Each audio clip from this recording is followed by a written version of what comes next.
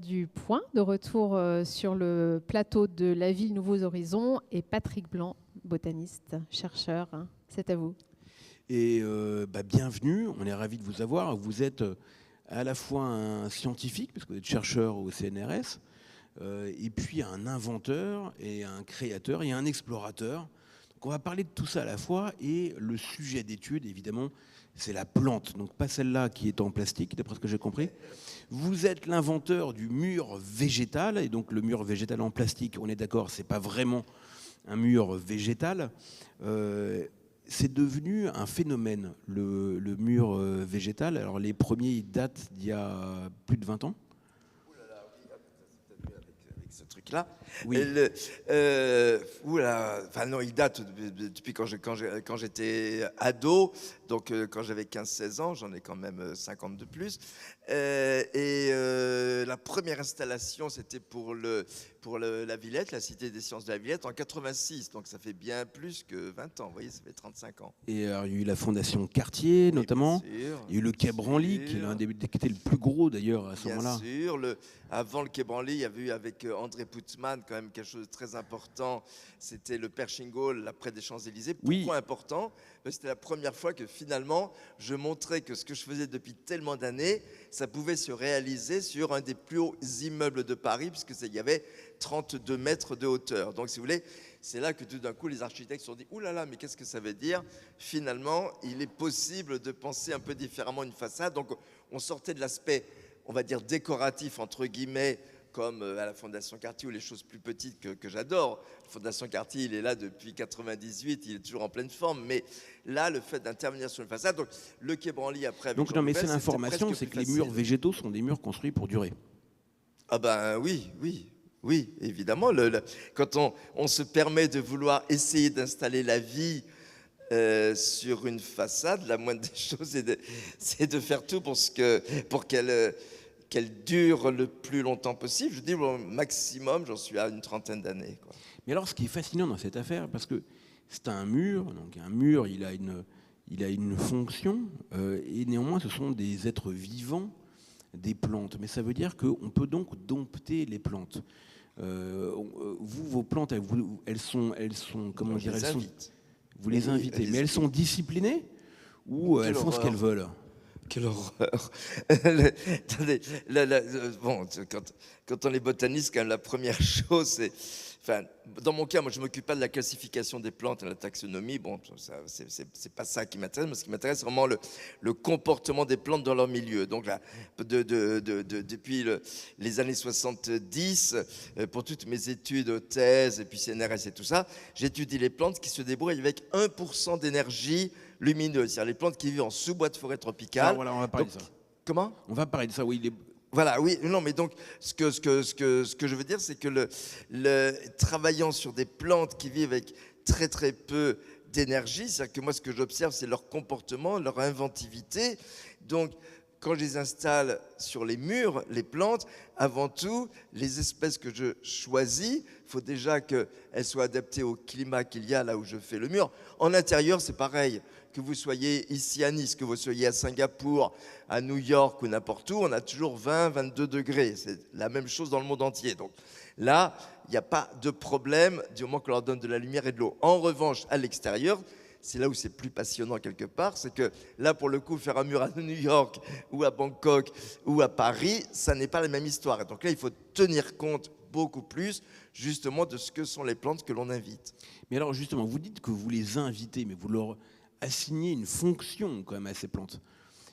Il faut qu'elles fassent un peu ce que vous avez envie de faire. Est-ce qu'elles obéissent, vos plantes? Non, pas du tout. C'est moi qui essaye d'obéir à ce dont elles ont besoin pour que l'harmonie qu'elles ont en elles puisse perdurer. Donc, non, il est hors de question d'obéir. J'essaye de mettre ensemble des plantes qui, sur la durée, vont cohabiter de façon harmonieuse. On revient sur justement le fait d'exprimer des formes et qu'il n'y ait pas de compétition, parce que c'est quand même le talent que j'essaye de développer en faisant un mur végétal, c'est c'est le fait qu'un mur dans une ville, c'est ça qui est passionnant dans la ville, si vous voulez, quand vous êtes en particulier dans une Canyon Street, quand vous êtes dans une rue étroite, vous avez pleine lumière en haut, en plein vent, puis plus vous descendez, plus finalement c'est comme passer ou du sommet d'une falaise ou de la canopie d'une forêt et de descendre dans le sous-bois, parce que quand vous avez une rue étroite,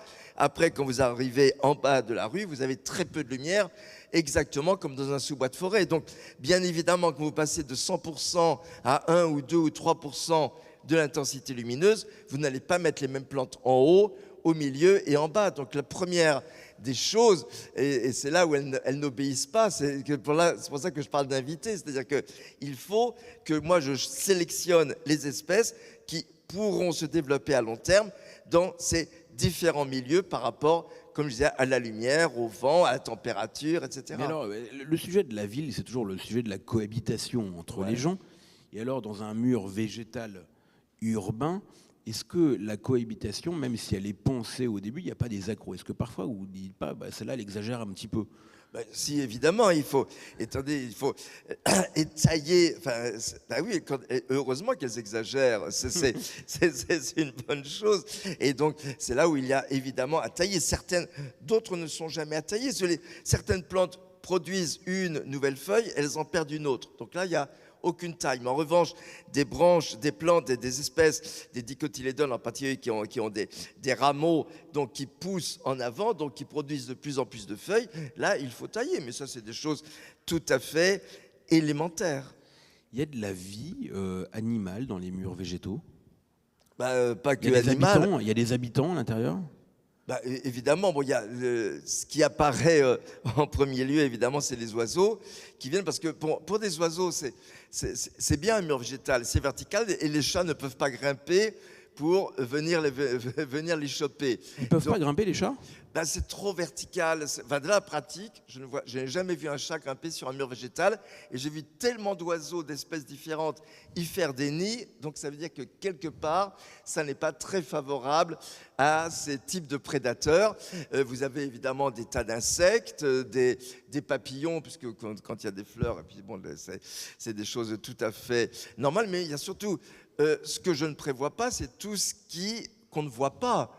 C'est-à-dire que sur le feutre que j'utilise, qui est un matériau donc extrêmement poreux, donc qui permet de diffuser l'eau, comme il est en contact direct avec l'oxygène de l'air de la ville et des particules qui s'y déposent, etc., et de la pollution, enfin, il est en contact avec tout ce qui se passe dans une ville, le feutre, et bien donc là, vous avez tous les micro-organismes, qu'il s'agisse de champignons, de bactéries, d'algues, de mousses, d'hépatiques, enfin, toutes ces choses qui naturellement viennent s'installer.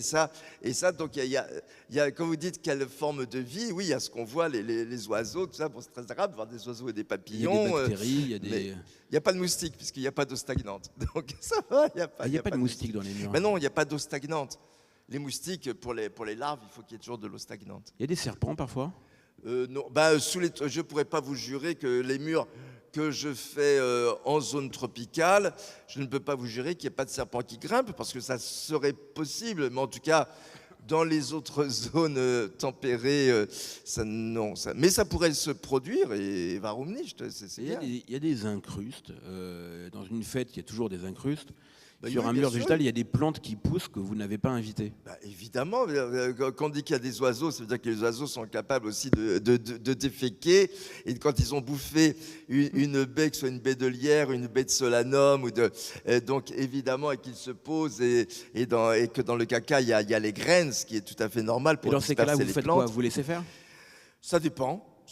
Il y a des choses que je laisse complètement faire, et puis d'autres, tant qu'elles ne sont pas à croissance trop forte, les solanums par exemple, les morels, ça c'est un peu agaçant parce que ça pousse extrêmement vite, mais donc ça dépend, parfois on laisse faire et parfois on laisse pas faire. Mais alors, finalement, est-ce que c'est toujours une vieille question, c'est de mettre les villes à la campagne à la ville. Oui. Et donc vous, en fait, votre philosophie, c'est de dire, mais il ne faut pas se résoudre à une séparation ville-campagne. Oui, moi je me pose même pas le problème de cette façon-là, parce que moi, ce que je connais quand même, c'est avant tout les milieux naturels. Donc les milieux naturels, ce n'est pas la campagne, c'est quelque chose que je dois avouer que j'aime pas beaucoup la campagne, puisque c'est des milieux qui, par définition, sont totalement façonnés par l'être humain. Oui. C'est ça une campagne, hein, vous vous transformez, vous faites un bocage, vous faites des champs, donc la campagne c'est quelque chose. Enfin, bon, moi c'est pas du tout des choses que je pratique et que j'aime. La ville, j'adore, j'ai toujours vécu en ville depuis tout gosse, etc. Donc je suis totalement urbain, ça n'a aucun problème, mais également depuis l'adolescence, je voyage. Dans les forêts tropicales depuis l'âge de 19 ans, donc post-adolescence, on va dire. Et donc, là encore, il y a 2 mois, là, on a passé tout le mois d'août là en Équateur. Alors raconte-nous d'ailleurs, parce que qu'est-ce que vous faites? Vous allez vous promener donc, dans des forêts tropicales, dans des milieux sauvages, donc qui ne sont pas la campagne, ils sont des milieux sauvages. Qu'allez-vous y faire? J'aime mieux que sauvage. Naturel. Et donc, qu'est-ce que vous allez y faire? Vous allez rechercher des plantes? Vous allez regarder? Je regarde ce que... Et vous débarquez en Équateur, vous avez fait quoi en Équateur? Racontez-nous. À quoi vous avez passé vos journées? Je voulais absolument voir toutes ces forêts de nuages du versant pacifique des Andes, là, vers 1000-1500 mètres d'altitude. Donc voilà, le tout, c'est de repérer des endroits où on peut loger quand même pendant plusieurs jours. Et à partir de là, regarder un petit peu tout ce qui pousse, comment elles poussent, savoir... moi, c'est les modes de croissance des plantes qui m'intéressent par rapport au milieu où elles sont. Donc, savoir si elles poussent sur un tronc d'arbre, si elles poussent sur un rocher, si elles poussent au sol. Parce que l'avantage des plantes assez petites, c'est-à-dire qui ne dépassent pas notre taille, hein, entre être au sol, entre des petits machins de quelques 10 cm ou 2 cm et des choses qui vont atteindre 2 à 3 mètres, l'avantage, c'est que pour l'observation par rapport à un arbre, lui, quelque part, il s'en tape d'un petit rocher qui va être là, d'un tronc qui se décompose, puisque ses racines vont très loin, etc. Donc, cette microtopographie ne concerne pas du tout les arbres, mais des petites plantes. Savoir si vous avez un petit caillou, une branche vieille qui se décompose, une petite pente de terre, un petit ruissellement d'eau, ça crée des milieux différents. Donc, vous avez... En fait, l'avantage de s'intéresser à des plantes plus petites, c'est que vous vous apercevez que ces plantes-là sont capables de s'adapter à une diversité topographique du milieu, alors que les arbres sont quand même plutôt un peu des brutes, quelque part, si vous voulez, qui sont capables de faire fi un petit peu de toutes les micro-choses. Donc voilà, quand je vais dans ces forêts, ce que je fais depuis toujours, depuis toutes mes recherches, c'est donc de comprendre un peu quelles sont toutes ces adaptations, ces inventivités des plantes face à cette si faible énergie qui est 1% de lumière. Et racontez-nous d'ailleurs en Équateur, donc est-ce que vous avez trouvé une plante qui vous a fasciné, qui vous a intéressé? À qui vous avez parlé comme plante? Non, mais écoute, il y a des surprises. Par exemple, sur une cascade, là, je voyais une plante d'un tout petit genre que je connais, mais la stomatacea, un monolena. Et incroyable, si vous voulez, sur une cascade qui est tout le temps humide, puisque là, en Équateur, il pleut toute l'année. On est à l'Équateur, comme le nom du pays le suggère. Et là, donc, malgré le fait qu'elle n'ait jamais de stress hydrique, puisque c'est humide en permanence, c'est une plante qui développe des tubercules. Donc, c'est quand même des choses assez étonnantes. On ne s'attend pas du tout à trouver un organe de réserve. Parce que le tubercule, c'est ça, c'est une réserve. Voilà, donc trouver des plantes qui produisent un organe de réserve dans un milieu qui n'est jamais perturbé, sauf que forcément, parfois, il y a quand même quelques stress hydriques, un effet El Niño, par exemple, tous les 3, 5 ou 7 ans. Dans ce cas-là, l'eau diminue. Mais donc, vous voyez, on est sans arrêt face à des surprises. J'ai vu plein de trucs. Et puis après, on est allé ici sur le côté amazonien, là, le parc national de Yasuni. Enfin, donc, et puis même un saut aux Galapagos, parce que les Galapagos, c'est Pascal lui qui avait envie d'aller aux Galapagos. Donc moi, j'ai dit oui. Enfin bon, les tortues géantes, on adore. Les iguanes, on adore. Enfin bon. Et donc, je me suis un petit peu documenté. Et là, c'est là que j'ai découvert qu'en fait, botaniquement, dans les Galapagos, vous avez, bon, bien sûr, quantité d'espèces endémiques, c'est normal, des îles qui sont à plus de 1000 km de la côte, c'est normal que les espèces aient évolué sur place. place. Ça, c'est normal. Mais des formes de croissance très inattendues et puis des forêts de nuages. Tout le monde pense à des milieux secs aux Galapagos, mais pas du tout. Ça n'est sec que quand vous êtes au bord de la mer, mais dès que vous grimpez, et là seulement, au lieu d'être à 1000 mètres d'altitude pour avoir des forêts de nuages, dès 300 mètres, comme c'est tellement isolé dans la mer, vous avez des nuages en permanence, donc vous avez toute une flore. Donc c'est fabuleux pour ça, les Galapagos. C'est-à-dire vous passez de zones désertiques à cactus, et 1 heure après, vous grimpez, et vous êtes dans les forêts de nuages, vous avez froid, il pleut, avec des mousses qui recouvrent tout. Mais est-ce que le milieu, si on revient au milieu urbain, le milieu urbain n'est pas terrible pour ces plantes-là? Est-ce que ça dure? Voilà, les pluvieux ont plus de 20 ans de vos murs. Mais ça peut durer combien de temps, un mur? Avec la pollution, avec moi, tout ce que je sais, c'est qu'il y a des fragments de feutre que j'ai à la maison depuis que on a déménagé 2 fois, mais depuis 1982, le support. Donc, vous voyez, ça remonte à une trentaine d'années, 82, même 40, même tant qu'on y est. Hein, oui, c'est plutôt une quarantaine. Donc, tout ça pour dire que, bon, l'épreuve du temps, je ne vais pas vous dire combien de temps au total, mais enfin, en tout cas, sur quelques dizaines d'années, il n'y a pas de problème. Je ne vois pas pourquoi ça s'arrêterait, quoi. Vous avez de la peine si un mur meurt? Ben, écoutez, en principe, ça n'arrive pas, en principe. Parfois, je vois des réalisations faites par différentes autres personnes qui ne connaissent pas très bien les plantes et on voit des horreurs et c'est extrêmement triste. Parfois, j'ai des plantes qui meurent sur un mur, ça c'est tout à fait normal, si vous voulez. Quand vous utilisez 200 ou 300 espèces sur quelques dizaines de mètres carrés ou sur 200 mètres carrés, donc forcément, il y a parfois... Mais grosso modo, il y a très peu de mortalité, mais un mur global qui meurt, c'est forcément une connerie faite de la part de nous hein, en tant qu'être humain. C'est-à-dire quelqu'un ou qui coupe l'arrosage, généralement c'est ça, c'est vraiment très trivial. Sur le fond, ces plantes-là, elles ne sont pas éternelles, elles ont une durée de vie, les plantes. Les choses ne sont pas si simples. Quand vous avez des plantes qui sont capables de rejeter de la base et que chaque nouveau rejet recrée son propre système de racines, pour quelle raison elles mourraient? Mais pourquoi un truc qui cavale, tout comme un fraisier? Vous prenez, tout le monde connaît un fraisier. Quand vous voyez les stolons qui se réenracinent et donnent un nouveau fraisier, comment vous voulez qu'il meure? C'est pas un arbre. Un arbre, c'est un machin, donc il y a tout qui est centralisé au milieu, donc vous avez tout ce problème de flux qui monte de plus en plus haut, donc il y a forcément des limites, parce qu'il y a quand même des problèmes de pression qui se posent, donc forcément un arbre est condamné à mourir du fait même que tout arrive des racines, conflue vers un tronc unique et se redisperse en branches, donc là c'est forcément la mort qui est inéluctable, sauf s'il est capable, évidemment, de rejeter à partir des racines.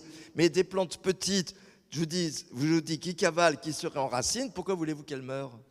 Alors c'est fascinant ça, parce qu'on vit depuis quelques années dans une forme de... C'est pas nous les plantes, hein, la notion de mortel et immortel n'est pas du tout la même chez les plantes et chez nous. Hein. Oui, et ce qui est on vit dans le culte de l'arbre, parce qu'il y a beaucoup de sylvothérapie, voilà, les gens qui vont faire des câlins à des arbres. J'aime bien les arbres.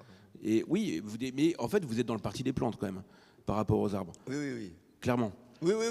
Mais j'ai pas mal travaillé sur les arbres. Vous savez, toutes les missions radiodécimes qu'on a faites, j'ai passé beaucoup de temps sur la canopée à 30 ou 40 mètres au Cameroun, en Guyane, etc., à observer les croissances des arbres. Donc, je ne les déteste pas. Parce que, non. Ils font de l'ombre à mes chers petites et ils les protègent. Oui, c'est ça. C'est votre fameuse thèse des sous-bois où il fait bon vivre parce qu'il y a moins de concurrence. Maintenant, la question, c'est vrai qu'on parle beaucoup des arbres, de planter des arbres dans les villes, mais en fait, ce que vous dites, qu'en fait, la véritable durabilité, c'est celle des plantes, parce qu'elles se régénèrent différemment et qu'elles évoluent différemment, parce qu'elles sont moins figées. Et puis par rapport au fait de capter le carbone, parce que tout le monde adore ça, évidemment maintenant, décarboner, blablabla, enfin tout ce qu'on entend, qu'on a entendu abondamment aujourd'hui, mais ce qui est très très bien d'entendre, bien évidemment, une mûre végétale qui pousse, et si vous coupez tout ce qui pousse, et après utilisez intelligemment ce qui a été coupé, non pas le brûler ou le jeter à la décharge, dans ce cas le CO2 repart évidemment dans l'air, mais c'est un système de croissance rapide, bien évidemment. Donc, s'il y a une bonne gestion, mais bon, c'est comme dans les villes, on va dire, c'est bien gentil de dire que les arbres, tout ça, dépolluent, mais quand vous voyez toutes les feuilles mortes, après, il faut savoir ce qu'on fait de toutes les feuilles mortes qui tombent à l'automne, quelle est la gestion de ça pour savoir si le carbone retourne dans l'air en CO2 ou s'il est intelligemment utilisé. Il est rarement intelligemment utilisé. Je vais poser une question très bête. Vous leur parlez aux plantes ? Pas du tout. Ce sont des créatures vivantes, mais qui ne sont pas vivantes comme moi. Elles sont vivantes différemment. Donc, non, pas du tout. Pas du tout. Et il y en a que vous aimez plus que d'autres, pour lesquels vous avez une affection particulière, ou vous regardez ça avec votre œil de scientifique du CNRS ? Non, d'ailleurs, je regarde ça avec l'œil de la beauté qu'elle me donne à contempler, si vous voulez, parce qu'il y a quelque chose quand même qui est... C'est pourquoi le sous-bois, justement, avec si peu d'énergie, est vraiment intéressant, parce que quand vous avez seulement 1% d'énergie lumineuse, on sait tous quand même que les plantes ont besoin de lumière pour faire la photosynthèse, hein, c'est la base, lumière, gaz carbonique et eau. Hein, et donc, quand vous voyez que toutes ces plantes qui n'ont que 1% de lumière en sous-bois de forêt tropicale doivent évidemment disposer leurs feuilles de façon à ne se faire aucun auto-ombrage. Donc, j'ai mis en valeur comme ça au moins une vingtaine de formes de croissance différentes possibles pour ces plantes qui reçoivent 1% de lumière sans se superposer. Donc il y a des formes en spirale extraordinaires, il y en a qui ont des formes en ovale qui sont sur les pentes, il y en a qui ont des disques de feuilles superposées qui laissent la lumière qui pénètre entre chaque disque. Enfin, il y a une inventivité des formes extrêmement large. Et pour notre œil, à nous d'êtres humains, on s'aperçoit que finalement, ce qui est biologiquement efficace, en faible énergie surtout, ce qui est biologiquement efficace pour notre œil est beau. Et donc, moi, ce que j'essaie de faire dans mes murs... Là, pour le coup, on peut dire que la beauté sauvera le monde. Ah ben oui. Ou du moins, et la beauté en faible énergie, attention, parce que dès que ou c'est le fait de sauver le monde qui rend beau. En fait, c'est plutôt l'inverse. C'est le fait d'être efficace qui rend beau. Voilà, c'est le fait d'être efficace qui rend beau, mais efficace en faible énergie. Attention, dès que vous arrivez en lisière forestière ou quand il y a un arbre qui tombe, vous avez un chablis, là ça devient la bagarre, les feuilles se superposent et la biodiversité dégringole complètement. Donc en sous-bois, le milieu a beau être très peu occupé par des petites plantes, en nombre d'espèces c'est énorme et en inventivité architecturale de plantes, c'est énorme aussi. En lisière, etc., tout pousse très vite. Là, vous avez vraiment tous les problèmes de compétition. Donc, on est quand même face à cette chose qu'on devrait un petit peu intégrer, c'est que les milieux à haut niveau d'énergie entraînent la compétition et donc une chute de la biodiversité. Faible énergie, au contraire, entraîne inventivité des formes et augmentation de la biodiversité.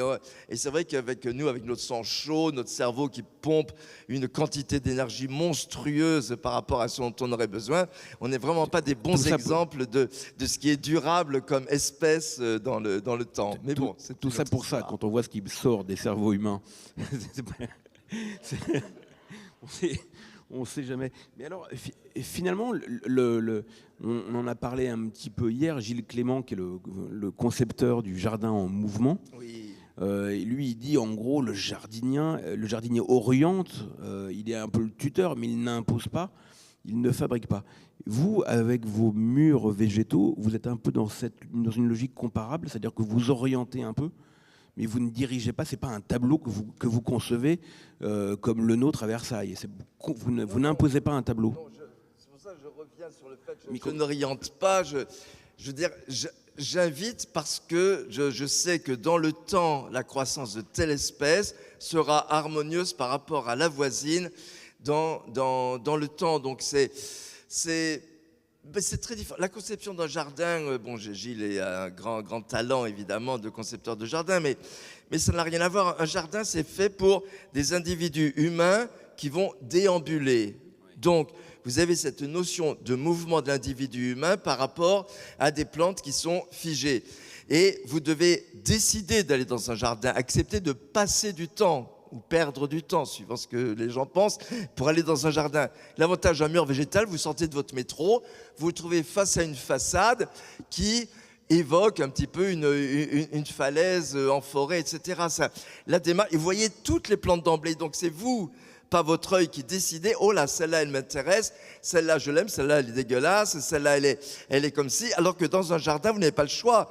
Vous déambulez, là, on vous ordonne de déambuler en fonction du cheminement qui a été prévu. Donc, si vous voulez créer un mur végétal et créer un jardin, c'est deux choses absolument différentes. Bon, c'est comme la campagne, je disais que la campagne ne m'intéresse pas. En revanche, ce qui vous intéresse, c'est le Tanganyika.